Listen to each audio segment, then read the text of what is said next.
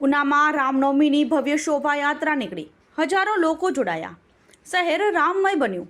રાત્રે 10 વાગ્યે સમાપ્તિ. રામનવમીના પર્વ નિમિત્તે ઉના શહેરમાં વિશ્વ હિન્દુ પરિષદ અને બજરંગ દળ દ્વારા ભવ્ય શોભાયાત્રાનું આયોજન કરવામાં આવ્યું હતું. આ શોભાયાત્રાની તૈયારીઓ 1 મહિનાથી વધુ સમયથી ચાલી રહી છે, જેમાં સમગ્ર શહેરને સુશોભિત કરવામાં આવ્યું હતું. આજે બપોરે 4 વાગ્યે ઉનાના રામજી મંદિરેથી શોભાયાત્રાનો પ્રારંભ થયો હતો.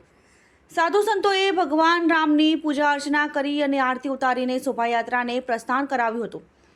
શોભાયાત્રા શહેરના વિવિધ માર્ગો પર ફરી હતી, જ્યાં ઠેર ઠેર વિવિધ સંસ્થાઓ અને સમિતિઓ દ્વારા તેનું સ્વાગત કરવામાં આવ્યું હતું. શોભાયાત્રામાં તાલુકાભરમાંથી હજારોની સંખ્યામાં લોકો ઉમટી પડ્યા હતા, જેના કારણે સમગ્ર શહેર રામમય બની ગયું હતું.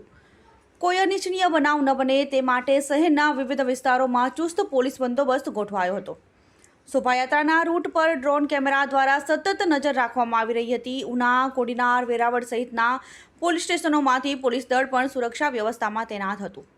ઉના પોલીસ જવાનો સતત ખડે પગે રહી લોકોની સુરક્ષા પૂરી પાડી હતી. શોભાયાત્રા રાત્રિના 10 થી 11 વાગ્યાની આસપાસ ટાવર ચોકમાં હનુમાન ચાલીસાના પાઠ કરીને પૂર્ણ થઈ હતી. Report by Krishna Solanki, Una, Diu Mirror News. નમસ્તે મિત્રો, હું છું ચાંદની પરમાર. આપની મનપસંદ ચેનલ એટલે કે દીવ મિરર ન્યૂઝ ચેનલને લાઈક કરો, શેર કરો અને ફોલો કરો.